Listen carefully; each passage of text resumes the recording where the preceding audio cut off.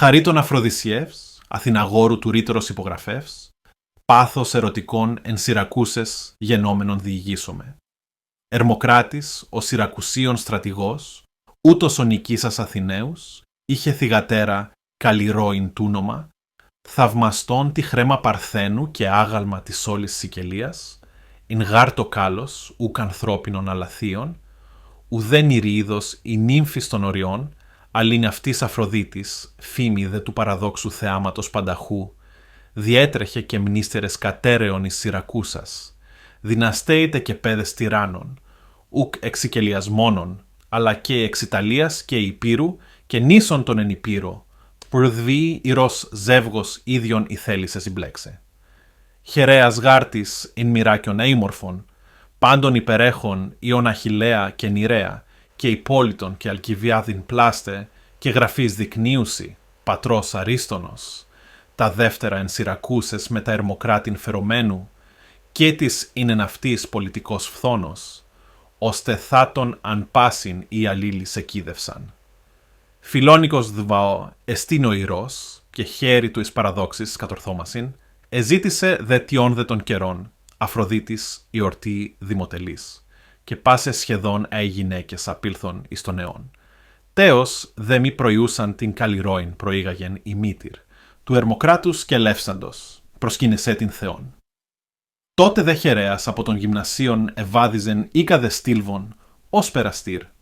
Επινθήγαρ αυτού το λαμπρό του προσώπου, το ερήθημα της παλέστρας όσπερ, αργύρο χρυσός.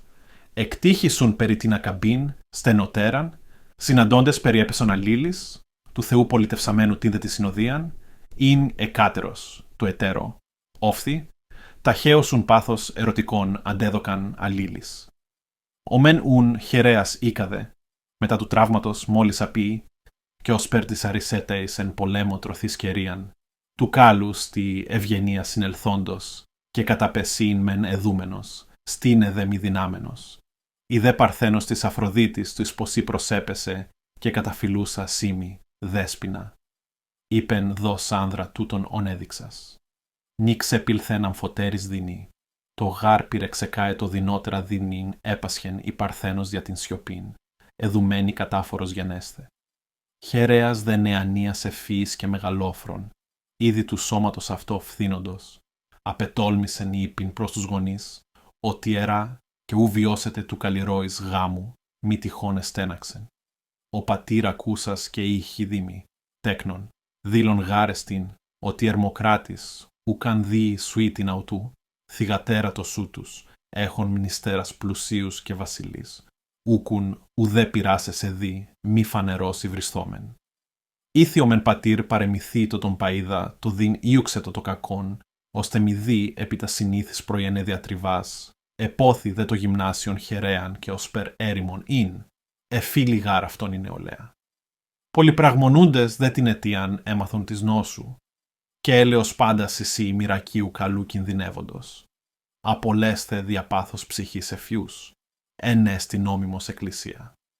Συγκαθεστής ούν ο Δήμος τούτο, πρώτον και μόνον ευώα καλός Ερμοκράτης, μέγας στρατηγός, σώζε Χερέαν.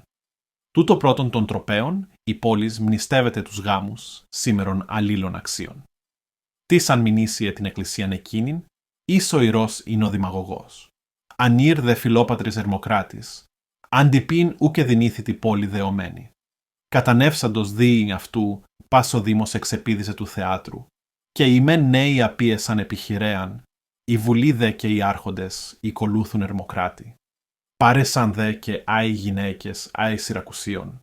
Επί την οικίαν νυμφαγωγούσε ουμένεος είδετο, κατά πάσαν την πόλην. Μες τα δε οι ρήμες στεφάνων λαμπάδων, εραίνετο τα πρόθυρα, ίνο και μύρις. Οι δύο να ταύτην την ημέραν ήγαγον, οι Συρακούσοι εις των επινοικίων. Η δε Παρθένος ουδεν ιδία τούτον έριπτο επί της σκήτης εγκεκαλυμμένη, κλάουσα και σιωπόσα. Προσελθούσα δε η τροφό στη κλινή τέκνον, είπεν.